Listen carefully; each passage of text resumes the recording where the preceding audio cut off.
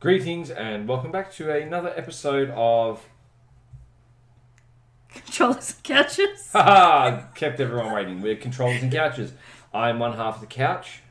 FullMetalChicken. The pillows. I think you'd be the controllers. I could be the controllers. Oh, And- true. Yeah. And True. yeah, we are back for another fun-filled Halloween episode. extravaganza. Halloween extravaganzas. So yeah, no, it's sort of slowly getting back on ball. Yeah. Little. Well, I can't even English. Most recent, the episode we recorded last week goes live this Sunday. Yeah, so it's working. Also, apologies in advance, everyone. I'm expecting a couple of deliveries today, so if we have to pause, that'll be watch it before. Yeah. But apart from that, hi, how you doing? Yeah. Dramas. Yeah, do. So sad. So sad. So much sadness. So much sadness. Considering that, I don't know if anyone listening, or any of our listeners, or any other people who don't listen to this, if they have not realised yet, my favourite kind of style of gameplay is run, cause explosions. And it was... Basically, if you're new to the herd, The hi, C4 got nerfed! welcome to Season 6. Oh, God. I downloaded the update, have not played. I'm going to stream that this afternoon. Yeah. I saw Mark Clark throw a C4. It made it a meter, Ugh. and it just went straight down. And now it beeps and gives people warning. I'm like, are you fucking kidding me? Spray and pray, mother truckers. They took the origin off floor drops. They nerfed it. They nerfed the shit out of it. But I'm more upset about C4 because they say, oh, people don't use it tactically. They just, use it as a grenade. No, I use it tactically. I do so much funny shit with C4. Alright, let's talk about the more important things, alright? There's going to be a Halloween event starting the 20th of October. Yep. Allegedly, it's got something to do with zombies. Also, on top of that, there you go, thank you.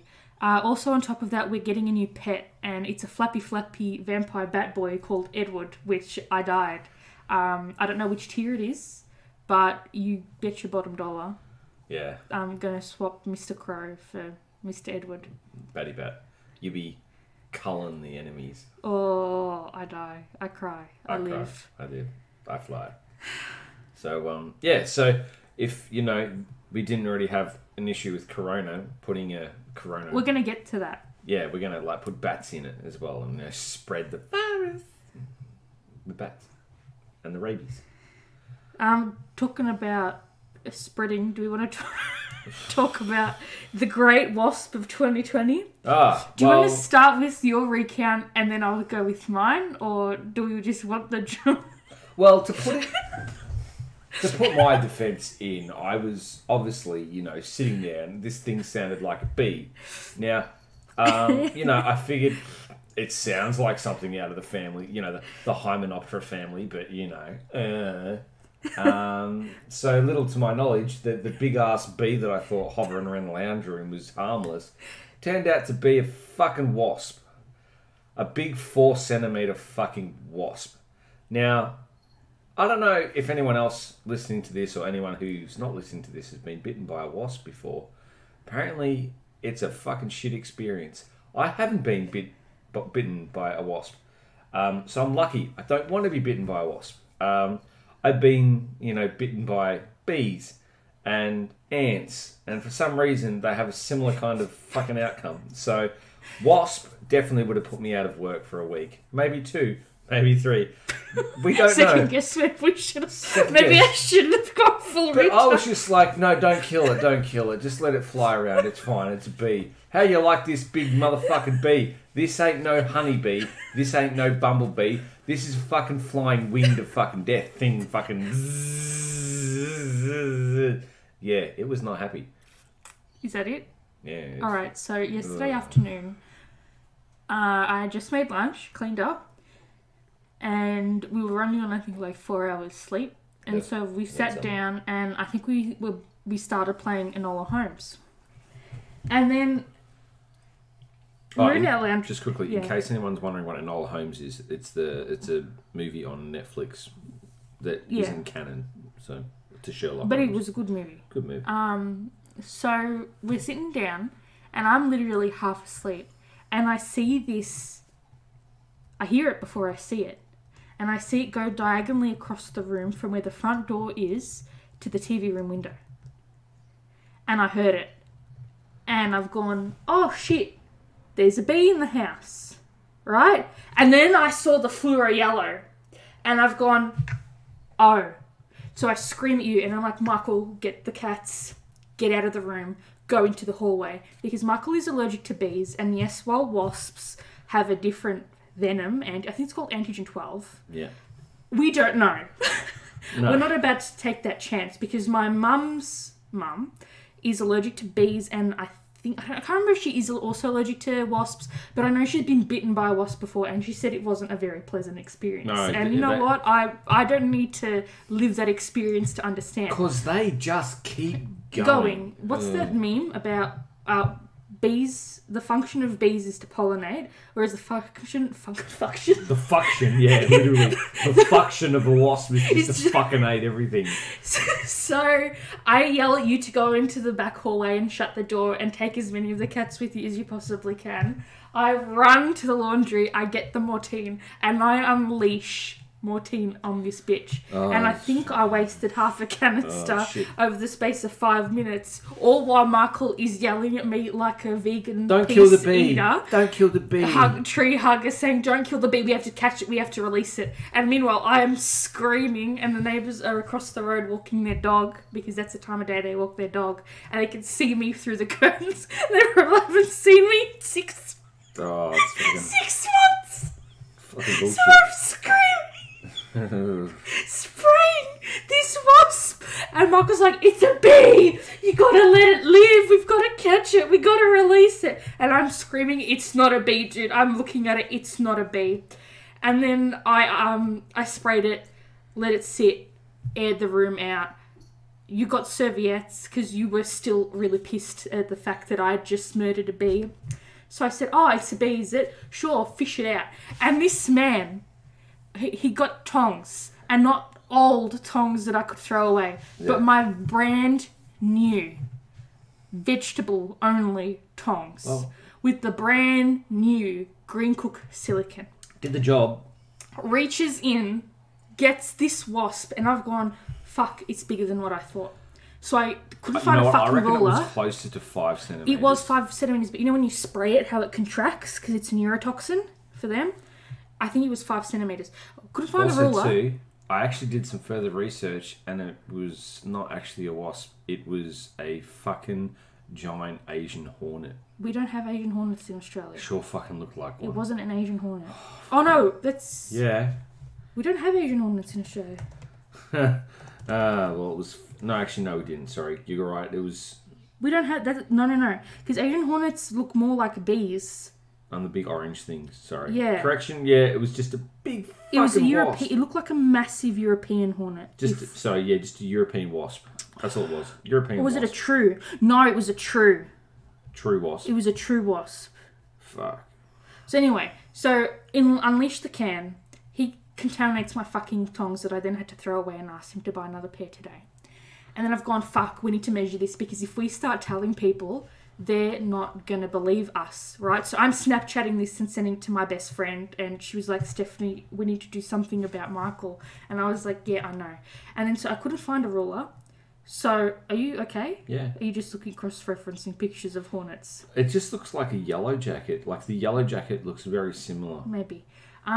So I couldn't find a ruler, grabbed a measuring tape, and crunched it, like, you know how they curl in on themselves? It was like 3 to 4 centimetres, and I wasn't about to start playing with it. And then I said, please just flush it. And I didn't want to go away. You flushed it, and I've gone, I don't think it's there, Michael, because what if it wakes... I pulled my brother, and I was like, what if it's sleeping? What if I go to the toilet and it bites me on my ass? And so I looked, and you were like, no, I flushed it, it's gone. No, it wasn't gone, it was floating in the middle of the toilet. So I put some toilet paper on it, flushed it, and I think it's gone. But see, here's the thing. Going into spring, the bees are out, wasps are out. I'd like to say we didn't have the door open. No, somehow everything was closed. So it's just, obviously, beehives are obviously... You want beehives, but wasp nests, completely fucking different story. I remember seeing one of them on the back of a high school. Oh, and also Mr. Oh, I'm from the country. That's what I was screaming. Mr. Oh, I'm from the country. Oh, yeah, bugs. And I'm like, yeah, how'd that work out for you this time, buddy? Yeah, bees. All the bees. He won't be back. I certainly freaking hope not. Because... that was a big bopper. Yeah. Talking about big boppers. And there was shells trying to fucking go smack down on it. That's why I said to you, because we'd be okay. I would be fine. I'm not allergic to shit. I'd be a little bit fucked up. You'd be a little bit fucked up. You would at least have gotten leave. Don't tell your boss I said so. Yeah. Right? And then I was more worried about them. That's why I was like, get them out of the room. Get them out. And you were like, leave the bee alone. And I was like, that ain't a bee. Sorry. It ain't a bee. Anyway, everyone is alive. Everyone is well. No one got hurt except for the wasp. Yeah. It kind of got crushed. But do you know what got hurt? My brain cells. Because at 3 o'clock this morning is when we finally went to bed. And I sent you this thing. And I saw it on Twitter. And there's this novella out. It's if you've got Kindle Unlimited, it's for free, but we're going to get to that part of the story. It's called Kissing the Coronavirus. Yeah, no. Pass. So I ran to you and gave you a live reading of all 16 pages. Including subtitles. If you go over to my Goodreads, I made some fantastic fucking notes. Let me tell you. But there's this one review that I want to read you because she summarised everything better than I could have done myself. Fung said she shelved it into, these are her shelves, 1 star worst experience of my life. Next shelf, deranged characters, please get help. And then the third shelf, twists and turns I didn't see coming.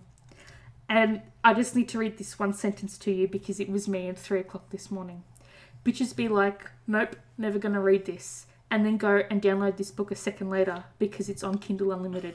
I'm bitches. Well, here's the thing though, considering the global population is reading this shit inside, I guess it was an inside joke.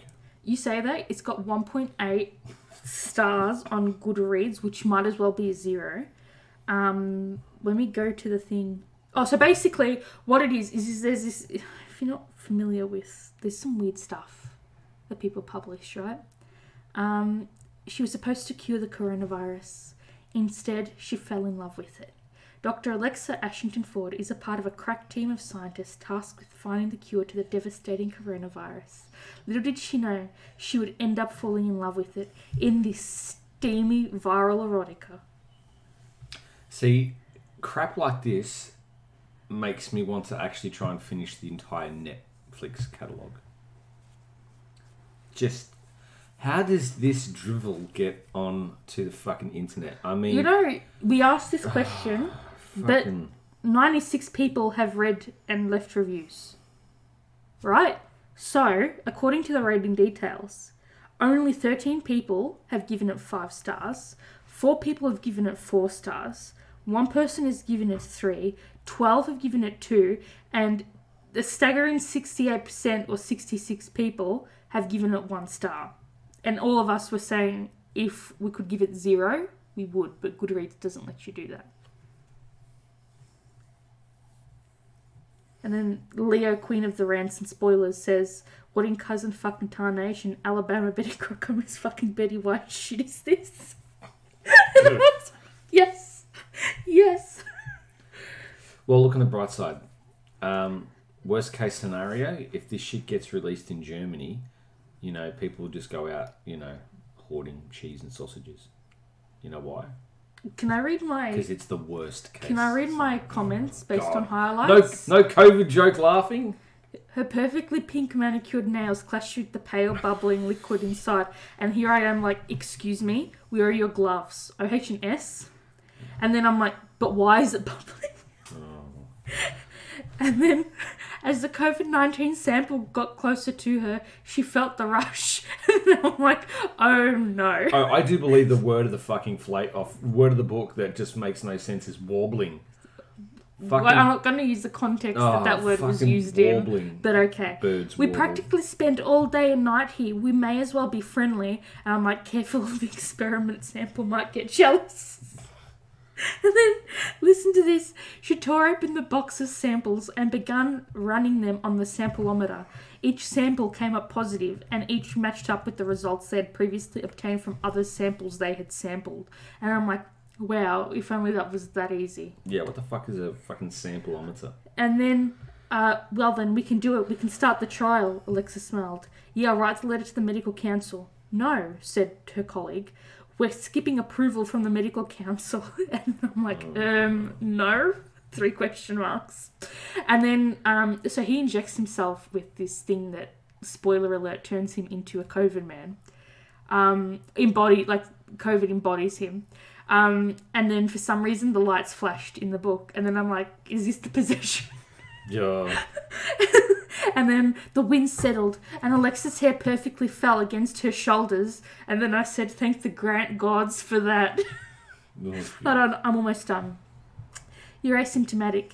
You had the virus without even knowing. And then, does that mean my colleague was infected because of me? He nodded. And then I'm like, this wouldn't have happened if you wore your mask and social distance. And then it goes, he had undoubtedly taken her breath away. And I'm like, oh no, get this bitch on a respirator. And that concludes my live summary. It's bad. So bad. So extremely bad.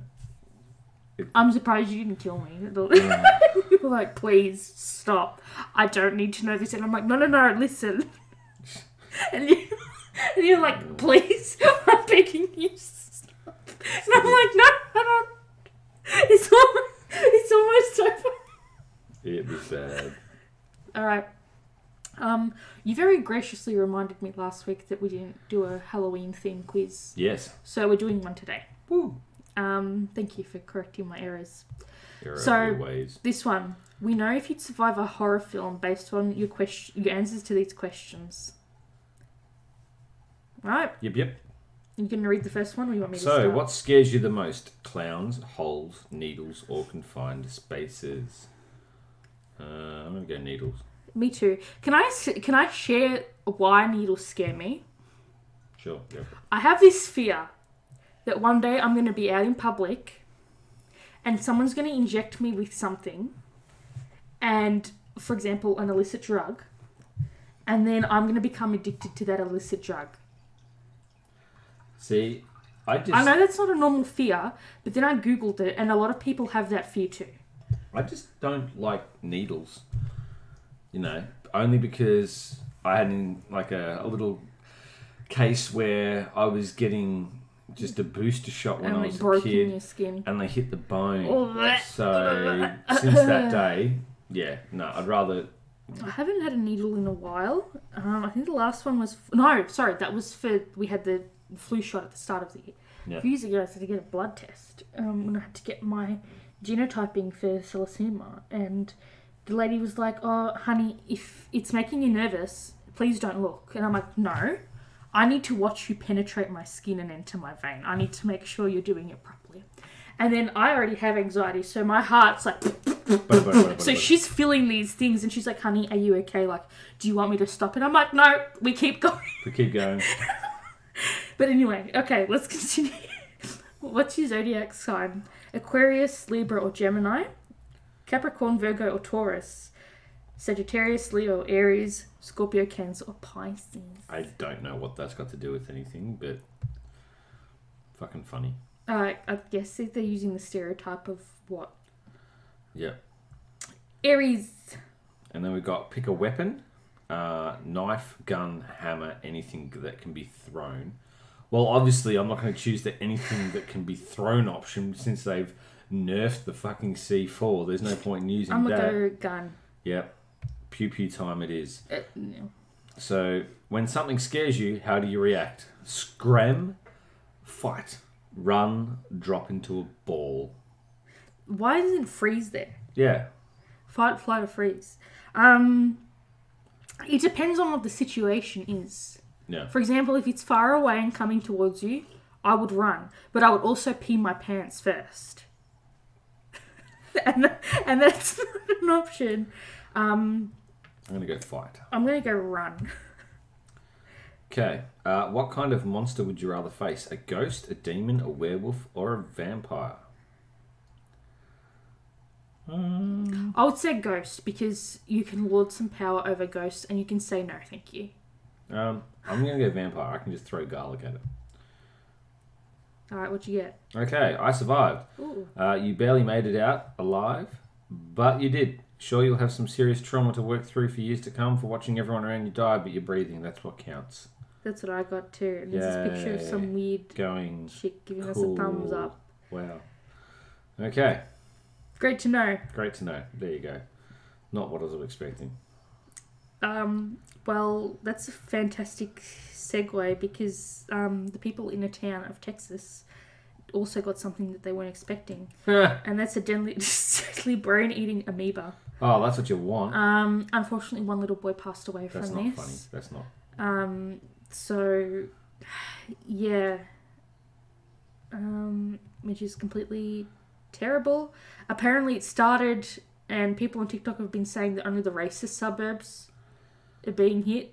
Like the white supremacy is like rich people towns, so not all of... Yeah. But you know what? It is what it is. But see, the fact that it causes amoebic meningoencephalitis pretty much explains why a lot of people who are deep south have that southern drawl. Those are... Yeah. Parasites. No, like nematodes. hookworms. Yeah, hookworms and shit, yeah. I don't want to say his name, but you know who we're talking about told us, and was like, we told him the story, and he was like, oh, it's this, and I'm like, yeah, and he's like, Stephanie, that's what I research every day in the lab, and I'm like, I know, I just... Yeah. On the money. On the money. Scary shit. So yeah. Apparently residents of Lake Jackson have been advised to boil their water. And then some. And then apparently it's also spread to surrounding areas. Shit. And then I saw some stuff trend on Twitter, and people were like, well, the Flint water crisis is technically still happening, and no one gives a shit about that. Like, those residents have been boiling water or buying water for years. Yeah. No one's batted an eye. No one said anything, which is... Not that I'm saying it's okay that a young child has died and equating that, but I'm just having a discussion. Yeah. But it should have happened in the first place, but also, you know, these precautions need to be taken. Because obviously, you know, once the brain damage is done, that's it. Nothing going to reverse it. No. And meningitis is not easy to treat. No, it's not. Encephalitis is shit. Or as some people like to call it, brain swelling. You know, not a good thing. Well, we had to induce it for our MS, like, animal model variant. And it's tough. Very tough. Little in a person, so it's a lot. Today they also had the first presidential debate, which we caught the last 40 minutes I wouldn't really call it a presidential debate. I would more call it two seagulls arguing over a chip. And one of them was, I suppose, half seagull, half bald eagle. And the other one was half seagull, half tanning solution. Just, what a joke. What an absolute joke. It's so disrespectful to the nation and to the people. And honestly, I saw someone say on Twitter, I've seen better Twitch moderators. Yeah. And I'm like, you know what? You're not wrong. Why can't they just mute? Exactly.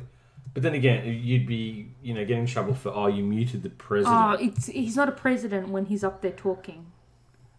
And it was, honestly, if he's representing the people for the people, holy shit, that was just deplorable. Absolutely deplorable.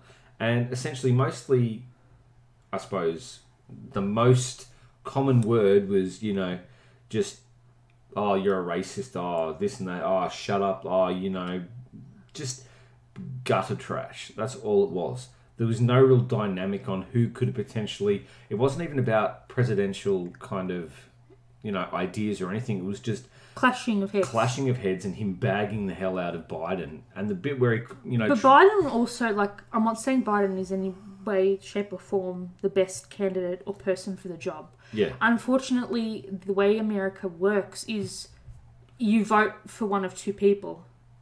And you have to go for the lesser of two evils. And fortunately or also unfortunately, that is the lesser being Joe Biden. Yeah, basically, decorum went out the window. Right. And so he got flustered. He got upset.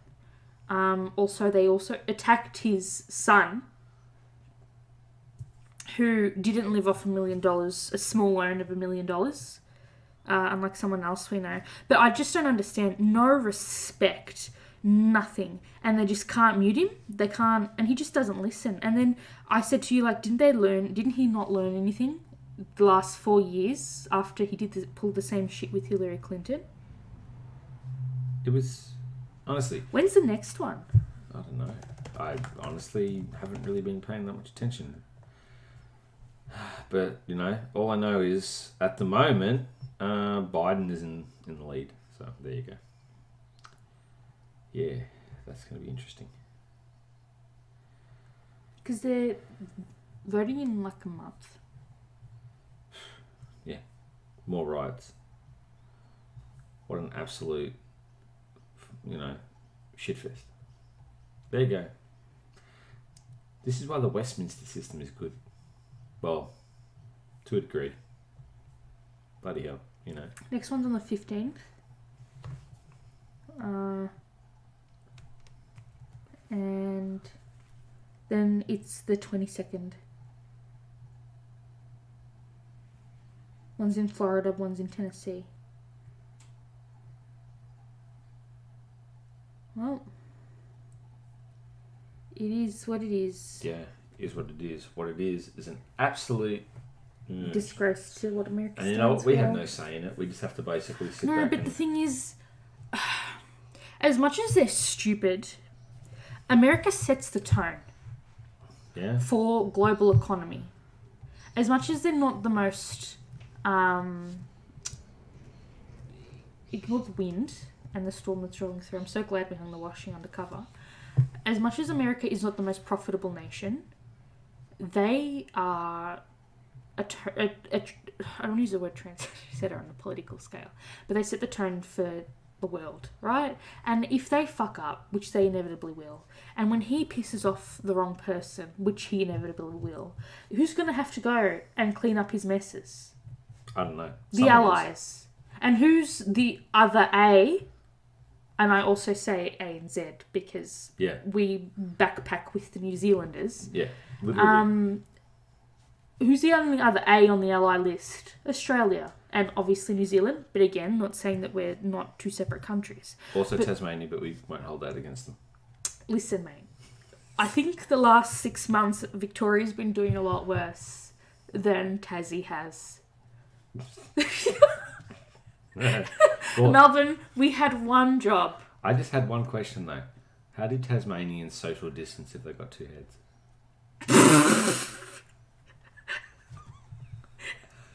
It's a good point. It's a fair point. Anyway, look, they're doing really well. We're the lowly Victorians at this point. And I love how our biggest issue right now is everyone arguing because the grand final had to be pushed to another state for the first time in history in, what were they saying, 30, 40 years or some shit like that. And I'm like, you dickheads. It's because you can't do anything right. You're not obeying the laws. If you did what we were supposed to do 3-4 months ago, we wouldn't be in this situation. We would have been out of here in April, May. I just think that people don't like being told what to do. They don't like following structure. And then people are so excited because a couple of days ago, was it Sunday, Monday? I can't remember. He lifted the curfew. So there's no curfew now. And then he's like, oh, you can, one person from a household doesn't have to be the only person going shopping. You can now return to shopping in groups. Yeah. And then I pulled out a calendar and I was like, as a person who worked in retail management, let me tell you that they're adding the extra 2 weeks because normally it's the 6 to 8 week ride to Christmas that's when retail starts popping in Australia. Yeah. And that's when you start making and hitting sales targets and stuff. And they just put on a couple of extra weeks because they want the money to correct the economy, which is smart, but also nothing's open. Where are you going to go?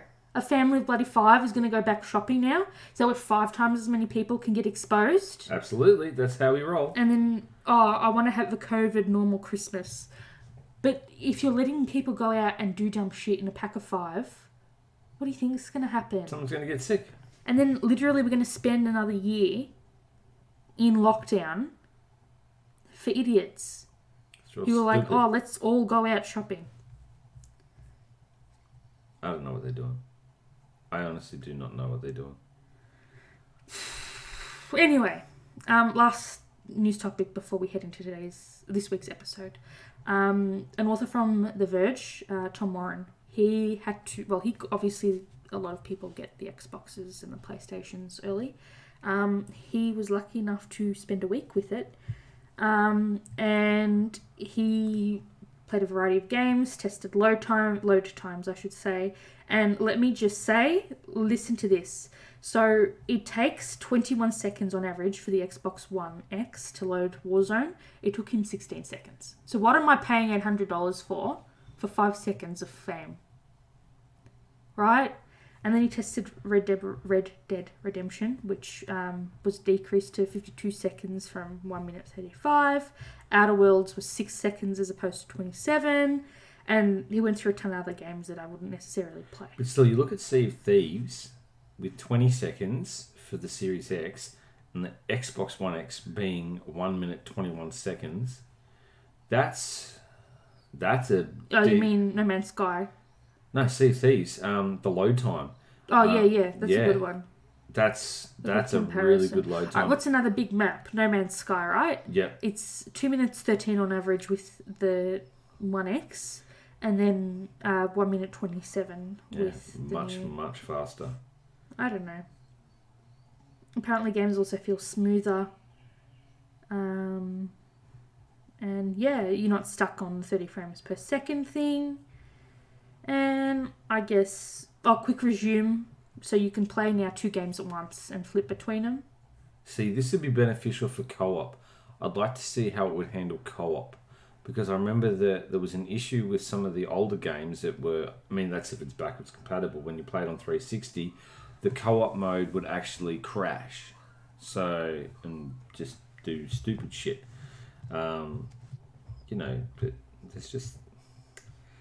Halo is what we have been missing. And here's the argument. People will say, you're still playing Halo, you're still doing this, you're still doing that. It's like, yeah, I play Halo, but obviously, if you're going to be playing one game type, obviously, you're going to play COD because most people are on playing COD. Sort of a lot of my Halo friends, they don't play much Halo at the moment. I don't play Halo for multiplayer. I play Halo for campaign. And story mode. Yeah. You can stuff around. Spartan Ops, I remember, that was a bit of fun. Just running around doing, silly shit and that. But I found going from CSGO to Halo, you still have to be strategic, but use of shielding and everything.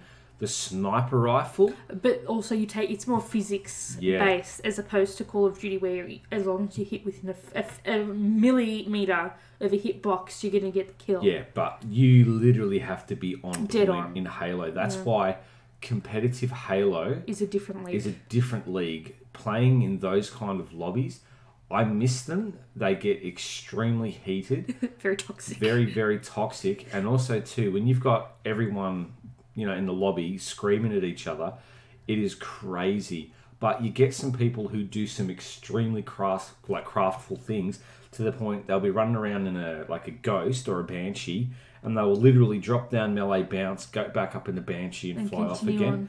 And they make it look so seamless. And I still remember a fun one. We were using a man cannon, and literally this guy kept sniping me the whole lobby. Just kept sniping me, and I had a stupidly, high death rate. But I remember he sniped me that many times. I broke the spawn, got in the warthog, got in the man cannon. And you're like, not today. And I literally fired the man cannon cross map to his location and managed to splatter kill him. And everyone Beautiful. And then he called me a hacker and all this sort of shit. It was the funniest thing ever. And we just couldn't stop laughing. But also with the warthogs. You get a warthog in the man. Oh, sorry, not a warthog. A mongoose. You get the mongoose in the man cannon, and you shoot those little motherfuckers. Just gone. But me and plasma grenades. Oh, where's the plasma grenade? Oh, it's in my face. Bang, gone. Maybe if you stay back and split up 5 kilometers from your friends. I remember Halo 2. A mate of mine and I got stuck in a cutscene because we'd gone over we went to jump the cliff.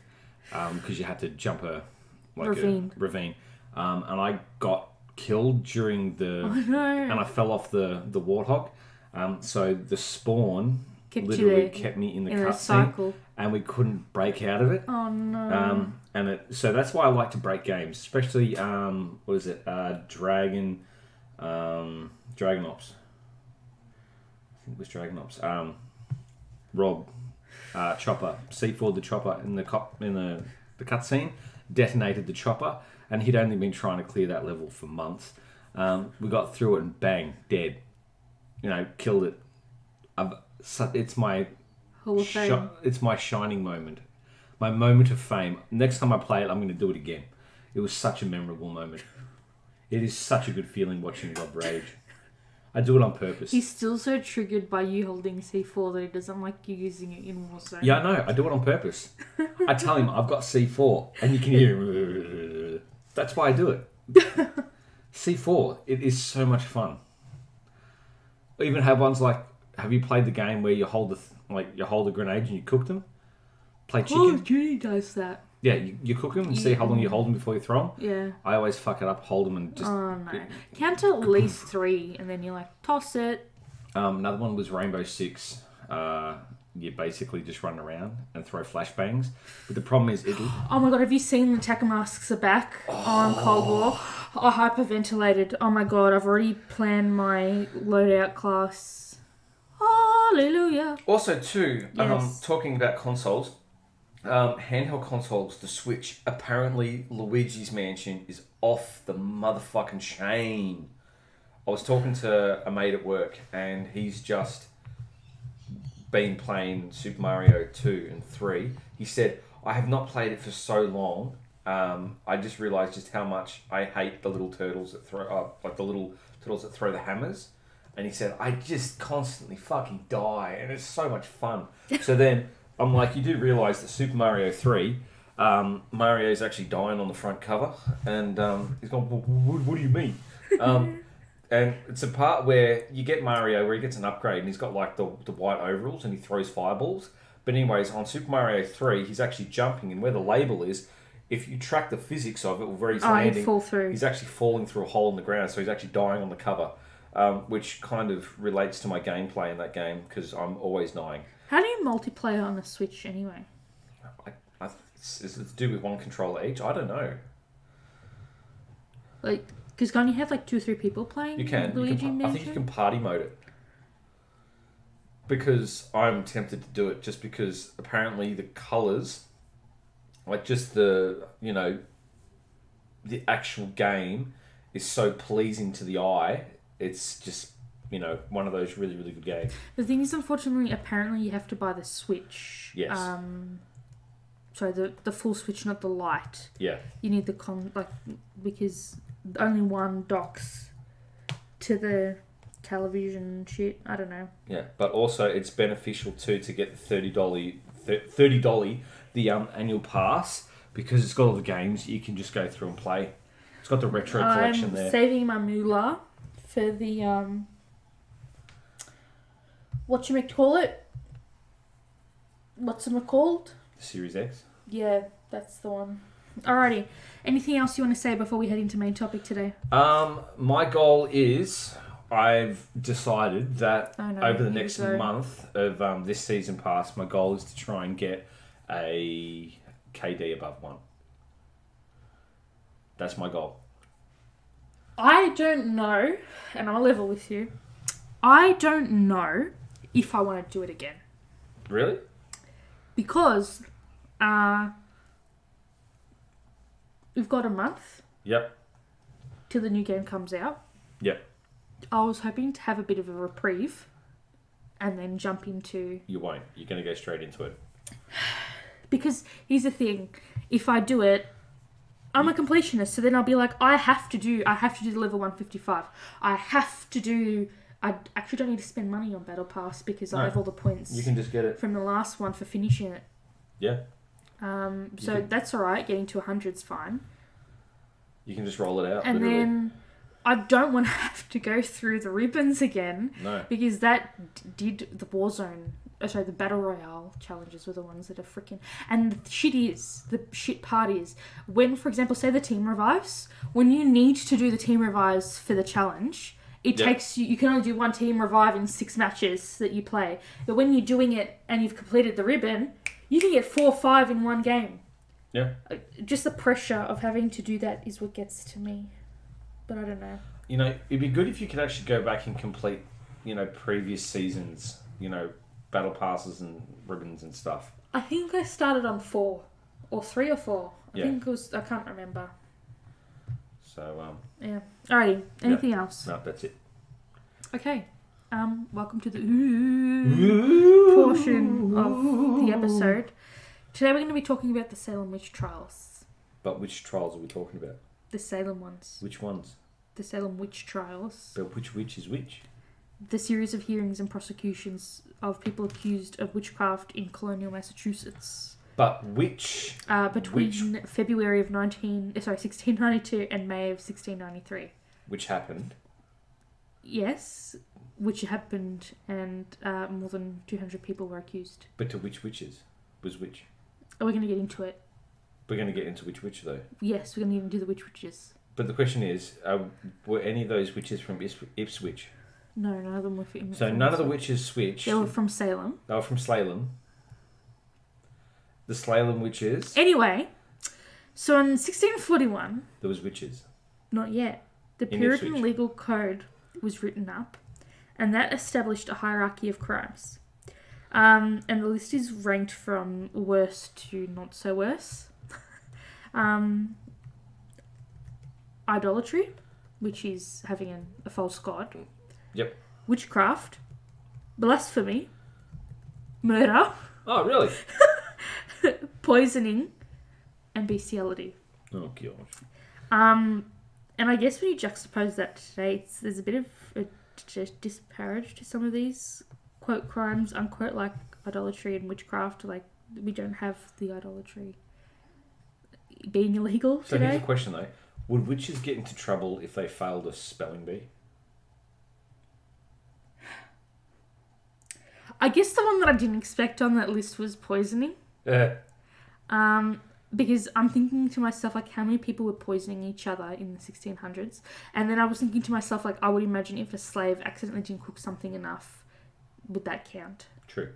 It's poisoning or whatever. But, like, how many people are out poisoning people in the 1600s? What? But why? I don't know. Also, too, what was with all the fancy names? Because they were from Britain. No, but like, eye of newt, ear of toad. Why was it never like eye of potato or like ear of corn or, all have a fucking head of lettuce? We're making a fucking broth. Oh, look at this. Oh, you can't be doing that. Mabel. It wasn't that kind of witchcraft. Oh, okay. Sorry. Okay? It wasn't hocus pocus smokus. Hocus pocus. It was different. What the? Oh, no. You've ordered How about you just let me get into it and then... You ordered the incorrect Uber to the cottage. Yes, in the 1600s, I'm sure. Nathaniel with his cart. Nathaniel with his pitchfork and his fucking cart of hay. Hey there! Ha ha! So you got some grassroots. Alright. So in January of 1962... I'm so dyslexic. 16... Yeah, I know, right? Elizabeth Paris and Abigail Williams, who were 9 and 11 respectively, were the daughter and niece of Salem's first ordained minister, Samuel Parris. All right? So good old Lizzie and Abby, they start acting what was described as strange for the time. Because, you know, young girls aren't supposed to scream or yell. They don't throw stuff around or anything. They started reading books? Oh, shit, we can't be having that. Oh, shit. What, they crocheted out of the fucking lines? Wow. Oh, geez, we can't be having this shit. Samuel. Educated women? What are you doing? You know how to speak proper English? Wow. Jeez, shame on you. Fuck. So these girls, apart from learning to read and write, knew how to contort their bodies. And that was quite alarming to the townspeople. Sorry. You go. No, you go. No, I'm finished. I'm waiting for your commentary. No, you go. No, because as soon as I start reading my notes, that's when you're going to have something. No, go for it. So they like to contort their bodies, and they, when they were asked, they said, an invisible person is biting and pinching us. And then that flashed me back to my brother talking mad shit. Oh, there was this one time where I was washing the dishes and my mum was in the laundry, and my brother was sitting in the TV room. And so he didn't realise that you can hear the tap running throughout the house. Right? Because he was dumb. So my mum's in the laundry and she hears my brother screaming as if I'm tickling him or hurting him to some degree. And he's like, "Stop, Steph, you're hurting me, stop doing that, Steph." And I'm there washing dishes looking at him like, "I'm fine, you're about to get yourself fucked up." And so I didn't hear my mum because she's like, she took classes in stealth. So she comes up and she's looking at me washing dishes and looking at my brother writhing on the couch, acting like I'm committing an act of murder. And she's looking at me, and she's looking at him, and she's just like, "Oh, really? Let me show you." Anyway, so sorry that triggered me. So apparently this invisible force is tickling and pinching the girls. Right, okay. Right? So suddenly, other young girls in town, like 11-year-old Anne Putnam... She was putting them in the wrong places. She started to act this way too. And this is where I was like, I really wanted to do some genealogy. And find out what happened to these girls and their families. Obviously they wound up non-existing. That's what you'd think, but hold on, it's about to get really twisted. Yeah. So the parish family calls upon the town doctor, and you know that's normal. And this guy, who I would assume is very well versed in, you know, physiology, anatomy, biochemistry, he's been practicing evidence-based medicine for decades. Definitely not psychiatry. Because he's, you know, a legit stand-up guy. Practicing evidence-based medicine. Legit stand-up guy. Probably had a pegged leg named Pete. This is serious. Sorry. So this guy, he just, all of his experience, you know, medical marvel that he is well-versed, he says Charlatan. that this odd behaviour is due to supernatural causes, and that these girls were, quote, under an evil hand. Wow, what? Did someone have their head in a fucking bucket of apples? Bobbing for apples? Ooh. So anyway, this doctor, unknown, he's allegedly the only person, that person down the main street honking the horn, really pissing me off. He was the only doctor in the village. He didn't have a name. And education wasn't available as readily as it is now. Yeah. For the privileged few, obviously. So he could most likely read but not write. Wow. So he has no... rote learning. Logbooks. No. He's got no case notes. He has no diaries of his diagnoses, his treatments, symptoms that he observed, so on and so forth. Just all verbal. And then so I thought to myself, no wonder why people have a law for poisoning because these darn doctors can't write bloody prescriptions. Yeah. And they're killing people. It's funny where you go in and people write all this doctor's scribble and it's like, oh yeah, I know what that is, but you write it clearly and everyone's like, what the fuck does that mean? My favourite thing is, I used to do this in uni because I have atrocious handwriting, but it's deliberate because I'm working in the field of medicine, alright? I'm going to be a doctor one day. I'm not supposed to read my writing. It's for me to read my writing. As long as I understand my writing, that's all that matters. And so I was taking notes one day, and some other girl leans over and she's like, what does that say? You know who I'm talking about. Yep. But we ain't going to say who.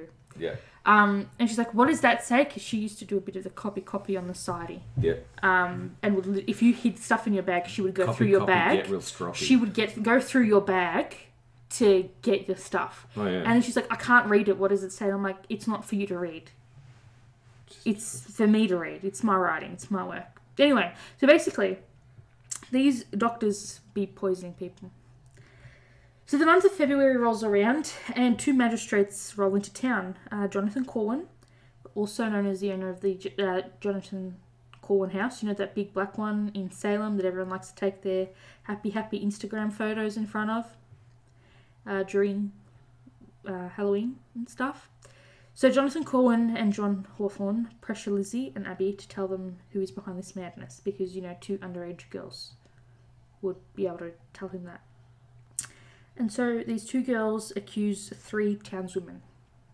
Sarah Osborne, who hadn't been to church because she was suing their father uncle Samuel Parrish. Sarah Good, who was a pregnant mother with a young daughter. And Tituba, known only by her first name. We're going to get into Tituba, so I'm not dismissing her like they did, but it makes sense if I talk about it a little bit later on. So these girls say that these women are the reason why they have had such bizarre behaviour. Both Sarah Osborne and Sarah Good profess their innocence, but they died as a result of the trial. And this becomes a lot darker about Tituba. She was actually one of Samuel Parris's slaves. And she gives no shits, allegedly, and this is allegedly. And she allegedly admits that she was causing this and that she had afflicted the girls.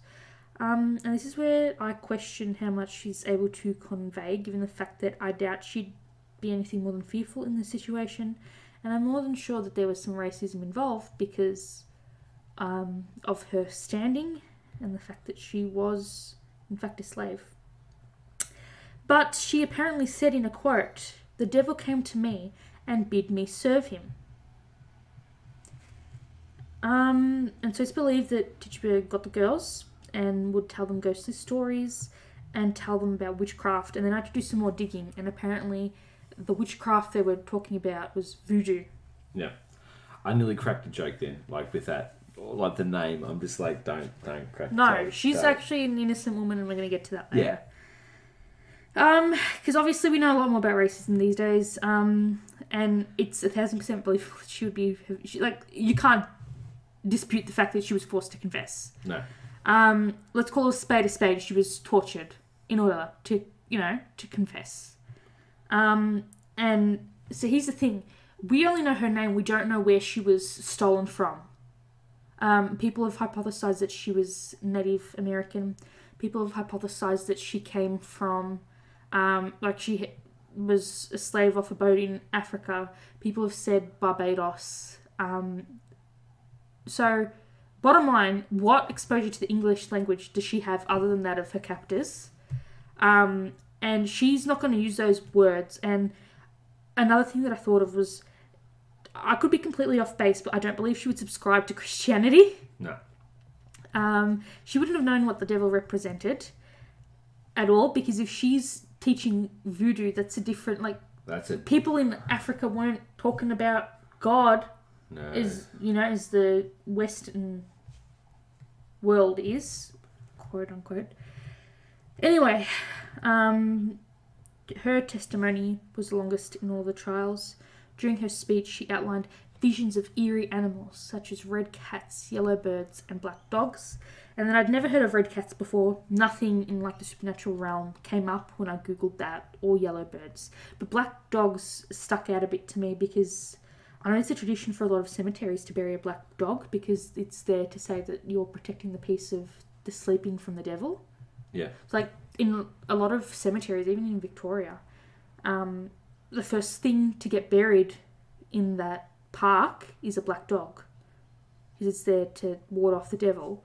And then depending on what Wiccan law you side with, black dogs can be a good thing, like a guardian, or they could be a bad thing, like an omen of death. So I don't know what the significance of that is. But anyway, back to her trial. She allegedly obviously admits that and says that there were other witches in town. Apparently during her testimony she went blind at one point, and the magistrates reasoned that it was because the devil was punishing her for working with them and turning on him and admitting everything in court. So the poor thing goes on to spend 1 year and 3 months in jail, and she was one of the last to be released after the trials were concluded. Poor Sarah Good, her husband gave a testimony against her and said that she would easily be a witch even if she wasn't one, and that their young daughter was one too, and that caused their daughter to be imprisoned for a short time, and then they got her to testify against her mother, and then released her. And Sarah, because she was pregnant, she gave birth in jail, and sadly the baby didn't make it.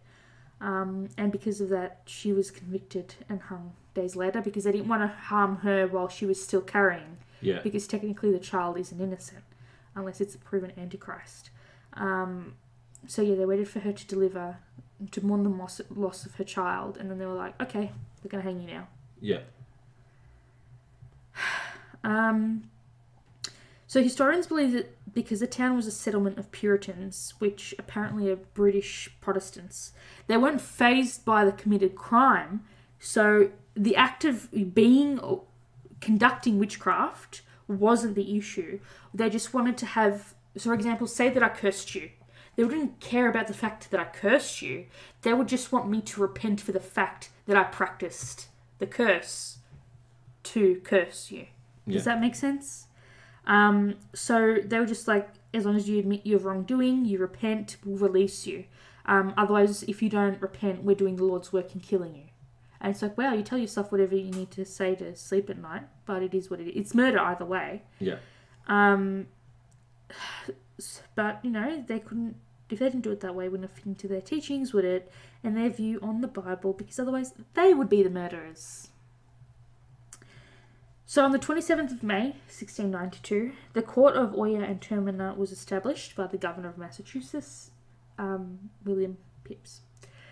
And so 8 girls who resided in Salem Village were suddenly all afflicted with witchcraft, and the crowd in attendance was very rowdy and people were shouting. Everyone wanted to give testimony and say how they were being manipulated by the witches.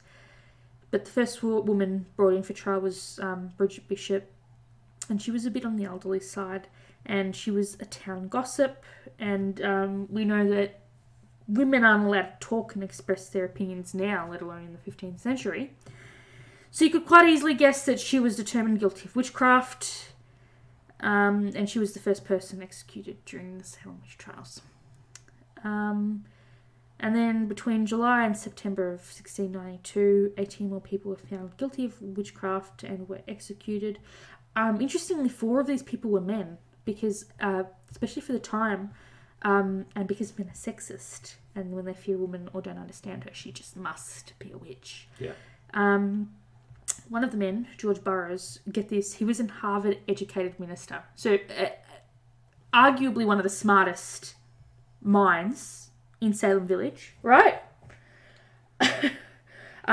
He was accused by the other witches of being the mastermind behind, I guess, their coven. Yeah. And if you thought that was weird, please buckle up. Keep all limbs and appendages inside the vehicle. In the vehicle. At all times. You know, you want to make sure that everything is convenient when dealing with a coven. Yeah, so George is testifying in court, right? Defending himself. And people are like, he bit me! He just bit me! And then people are like, okay, show me. And then they'd lift their sleeves and there would be a bite mark. Okay. Even though he's on the other side of the room testifying. And then allegedly these, don't ask me how they did dentistry records in 1692, but apparently it matched up with his teeth. And here we have murders today. Yeah. Where, look at Ted Bundy, they wouldn't let his teeth be matched. Yeah. Let alone... Anyway. So I reckon they bit themselves, but it is what it is. And there's this... We know there's no doctor in town. Like, so who's doing these dental records? And I'm thinking to myself, oh my God, because they didn't have, like, surgeons back then. You'd go to your barber. Oh, maybe it was the farrier. And then some, like... Oh, shoe for good luck, sir. Oh, is the barber doing a forensic imprint of this guy's teeth set in the cast and the mould? Anyway... So apparently George was also summoning spirits into the courtroom, some of which were his ex-wives who thirsted for blood and the injustice against their husband. And then the Chief Justice alleged that George was given an invisibility cloak by the devil, and that's how he committed his crimes against the girls. But did he live under the staircase?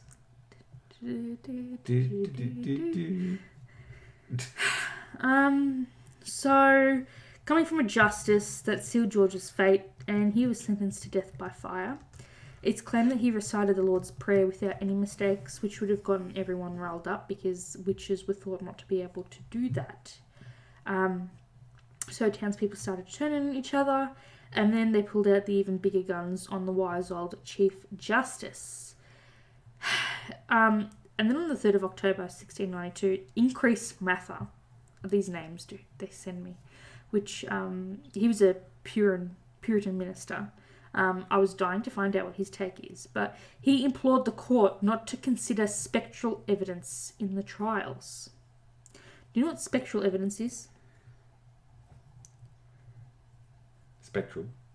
Spectral evidence. Do you know what spectral evidence is? Well, sounds very ghosty if you ask me. We're going to get to it. So, they conveniently bring in the governor's wife. You know, the guy who signed all this off? They bring in Mary for interrogation. And then this is where the governor loses his shit. And he shut this shithole down faster than Arrow does a crime syndicate in the TV show, the CW, right? He shut that shit down. Cancels all trials, halts all the arrests, and he starts to release people. And... Again, keep in mind that this is the same moron who not only established the Court of Oya and Termina, but is essentially the person to blame for all this hysteria and death, right? But his wife? No. How dare you? So he's panicking and he has to obviously save his face. So he forms a superior court of judicature and does not permit them to consider testimonies of spectral evidence in their trials. And I'm like, okay, what is spectral justice? Like, surely it's not spirits and shit, right? And boy, did I need to shit myself. This is the definition. Spectral evidence is a form of evidence based upon dreams and visions. So basically, if we lived in the 1700s, or 1692, and I had a dream that our neighbour Ben across the street was going to come one day, bust into our little hut and machete murder me. I could take Ben to court and say, Chief Justice, I had a vision that Ben across the street busted into my house and murdered me with a machete, and then they would take poor Ben, and that would be evidence. It's fucked. Right? So, that's what spectral evidence is. And it was submitted into court during the Salem Witch Trials by our good old boy, the Chief Justice, whose name is William Staunton. So after all that, 20 people were executed in these trials of hysteria. 14 were women, 6 were men. There were a lot of conflicting documents and statements. Although it's believed that around 13 people died in jail while on charges for witchcraft. And that, unfortunately, doesn't count Sarah's infant child that she delivered. Also, too, would that mean, technically, if I dreamt that, we were out of food, we could charge someone for stealing our food? if you dreamt that someone was coming to you, for example, say that you dreamt that I ate us out of house and home, right? And it was to commit violence against you, you could then go to the Chief Justice and say, excuse me, sir, my housemate is a bitch, she's trying to starve me, she ate all my food. And then you'd be like, that bitch a witch. Let's lock her up. So, essentially... If you dreamed it, if you hallucinated it, wow. It was evidence. Wow.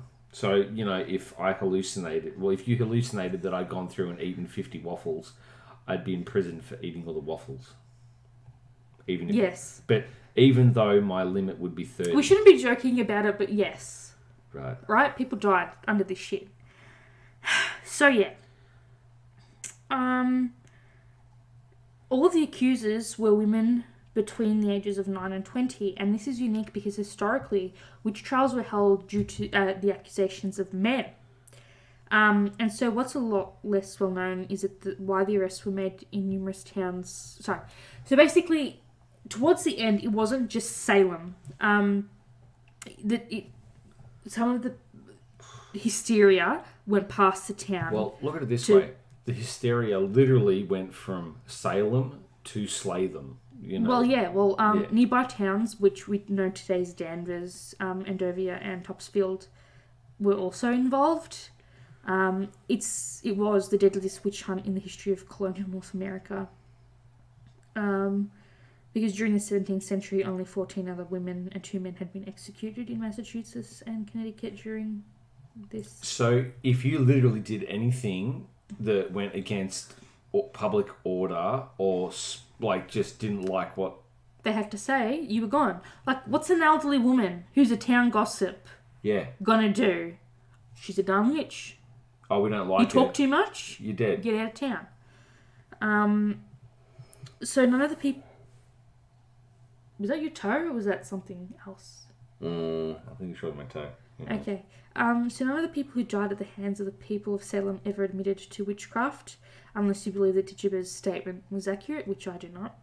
And all the 20 executed people were not given a proper burial, which we all know is a big FU, because it's believed that if your spirit can never rest and you'll be held here forever if you're not given a proper farewell. They were buried in unmarked graves in the town, but no one knows exactly where. There's a lot of speculation that they were buried in Gallows Hill, and this lends support to the fact that people say Gallows Hill is very, very, very haunted. I'm not saying I believe in hauntings, but I imagine if they did exist and those people were buried there, it wouldn't be a place I'd like to visit. No, not at all. So there's no really concrete evidence as to why the Salem Witch Trials began, but there are some theories that I'll very quickly walk you through. They're very rangy. Some are plausible in some aspects, but as we go through them, I want you to tell me what you think about each one.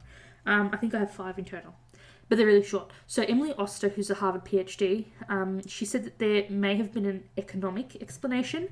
She published a paper in the Journal of Economic Perspectives, and she wrote that there was a little ice age, so like a cold front, right? Like an El Nino event. Between 1550 and the 1800s, and it intensified between 1680 and 1730, which is a range of where this was all going down. And she said that this caused problems with the economy, leading people to blame each other for their hardship. Strange. I feel that essentially economy will play a part of it, but obviously, too, if there's economic hardship, you're going to have people in the population who are going to be trying to gather resources and obviously tear the rich people down. They want to tear rich people down. So how do you free up some of that cash economy? Yeah, you get rid of them.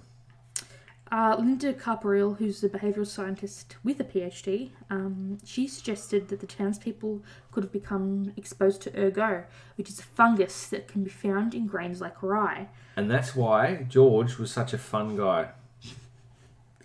Ingestion. She said that ingestion reportedly causes confusion, hallucinations similar to LSD, muscle contractions that resemble seizures. We know the girls were contorting their bodies, vertigo, and crawling and tingling sensations. Remember how people said that they felt like they were being pinched and shit.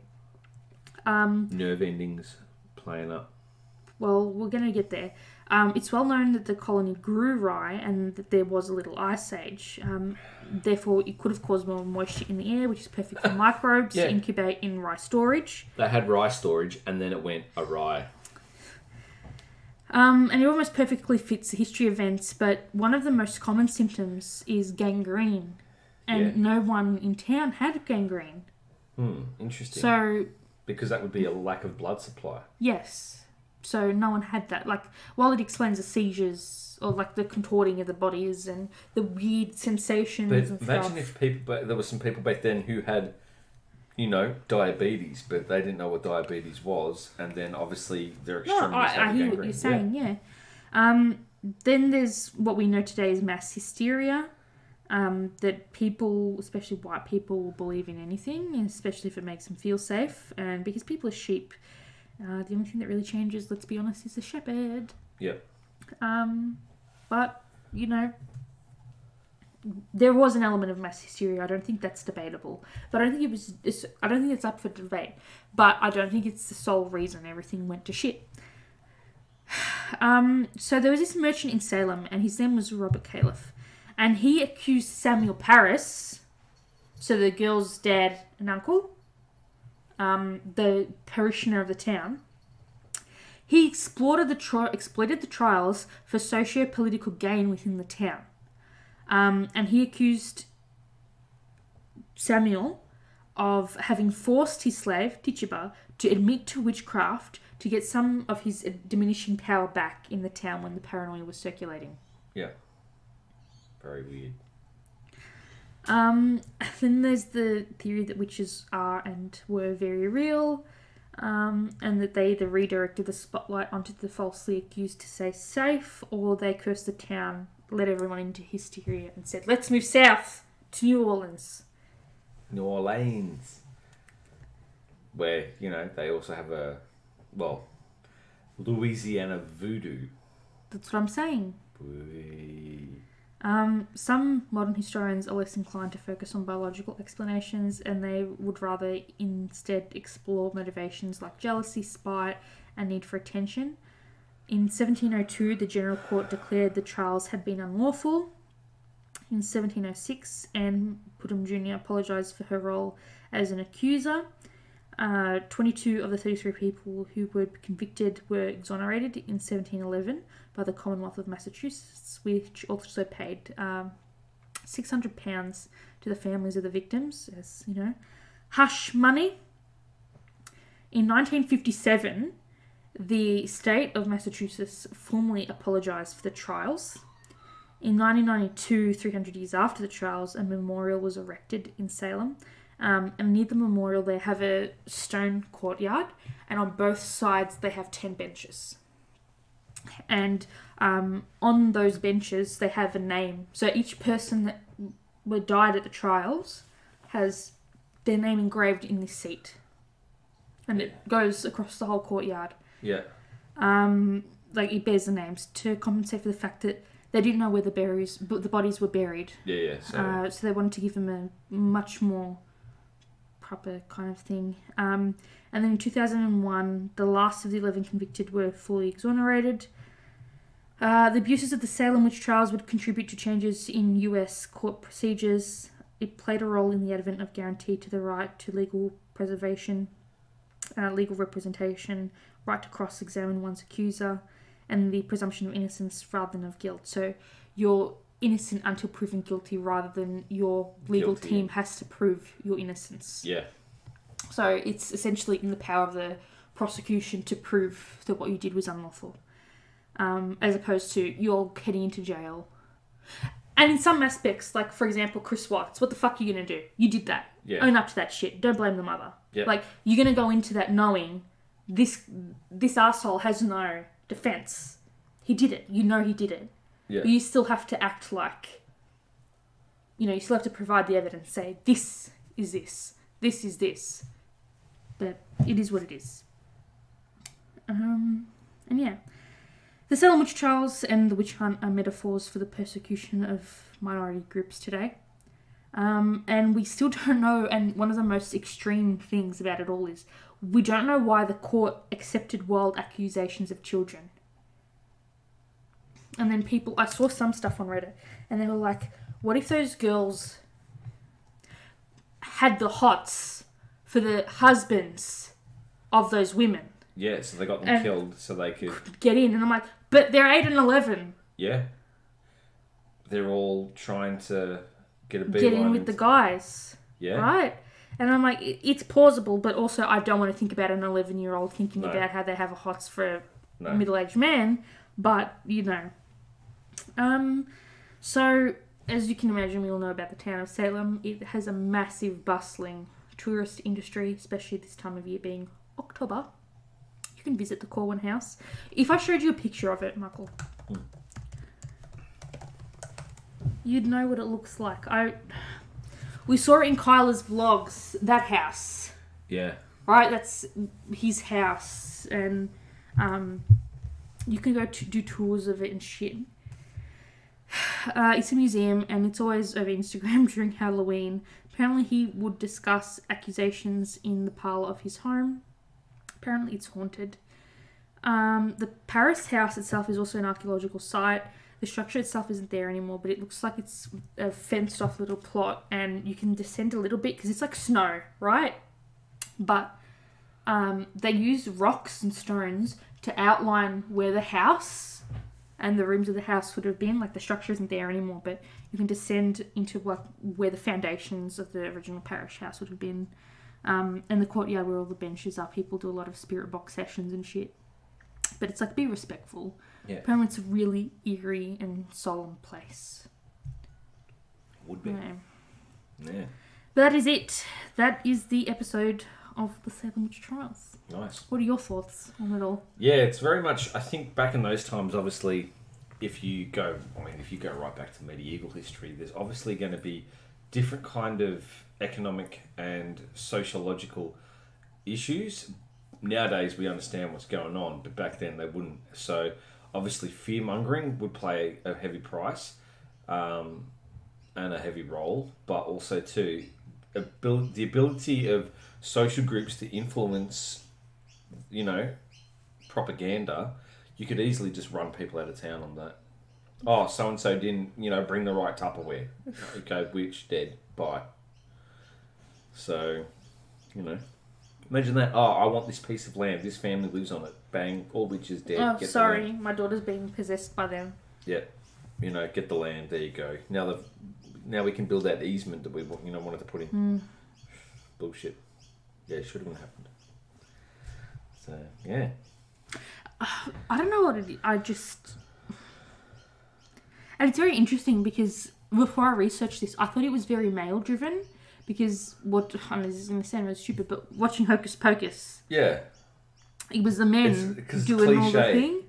And so it's like, oh, shit. So it was young girls directing a court of proceedings. Yeah. So essentially it was like the knitting circle kind of got a little bit stabby. Literally. In the back. They went from crocheting to coveting. Literally. There you go. I don't know. Apparently, like, tickets for the it's called the Witch House now instead of the Corwin House, right? And COVID, right? Yeah. No.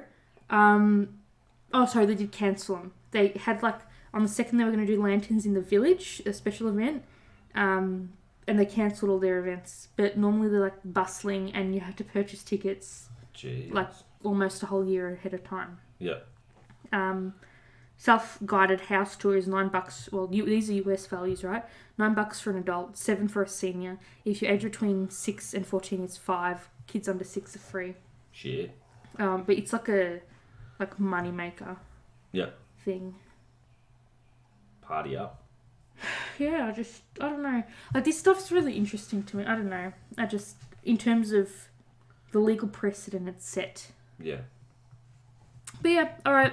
That's it for me. Cool beans. Anything else from you? No. I hope you found it informative.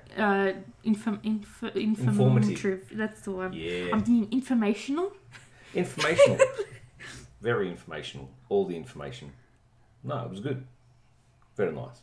Very nice. Lots of spice. Very spice. You'll hear from us. This episode is going up on a Wednesday, so you can hear from us on a Sunday. Yep, we'll be back on Sunday. For our double episode extravaganza. Oh, yeah. Thank you so much for listening, guys. Have a great, safe, healthy day or night, whatever it is, wherever you are. Yep. He's FullMetalChicken. Oh, yeah. I am Stephfafahh. We're Controllers and Couches. We are. You can find us... Where can they find... Let me go back to all our You can links. find us on the internet or at your local library. Maybe. We have a topic request form, so you can submit what topics you would like us to cover. We're on Apple Podcast, Castbox, Castro, Google Podcast, Listen Notes, Luminary, Player FM, Podbean, Podchaser, Radio Public. You can subscribe via your email. We're on Spotify, Stitcher, Swoot, and TuneIn, and Overcast. We've re-uploaded all our podcasts to YouTube in a video format. We're on Instagram, Twitter, and we have an email address. Yep. We stream twice a week, minimum, when the servers let us. When they set us. Yep. I'm Stephfafahh. You don't have a Twitch because you don't want to... No, I'm just twitchy. They can hear the commentary because I have the chat link cable enabled. I just screech in the background. Yep. That's what I do. That's my job. I screech. That's it. That's what you're here for. I'm here for the screeching. And you know what? I've just settled for the fact that I enjoy being a pain in the ass. So that is my game style. But see, the thing is, you watched me the other day. When I play a game, you saw me snipe. You were even like, what? So 90% of the time, I'm a complete... Okay. Can I just say... Yeah. I love playing with you and your brothers. Yeah. However, there are times... when the three of you say to me, listen, Steph, we want you to play with us, I expect a little bit of tactical gameplay. Oh, yeah. I expect a little bit of help. I don't want to just be like, all right, boys, jump into my bag, I'm going to carry you. Yeah, do it. All right? I need people to play objectively. I need people to call out their shots. I need people to communicate about the shit happening in game. I get you want to be shitty about shit that's happened to you, but I need you to tell me where the shots are coming from. I need you to ping. I need you to communicate. But see, there's times where the three of you guys will be literally over in, Superstore, and I'll be literally in farmland looking at a tractor. Because you don't fly, you don't run with the squad, and you do this thing where if someone kills you, you're like, I need to go back for revenge. Yes, so you dive bomb on them, yes. and you spend 3/4 of the game split apart from the group. Yes, I because do. You think the 50th time I do this is the time I'm going to get the guy. But I do get them. You see me get them. Alright, that is it. Thank you so much, everyone. Oh, yeah. And we'll chat to you on Sunday. Try the muffins. Bye-bye. And the biscuits. And we are out. Live long and prosper. May the force be with you. Yeet. And you're supposed to say, and also with you. I know, but whatever. Right. Also with me. Yep. Adios. Bye-bye. We'll be back.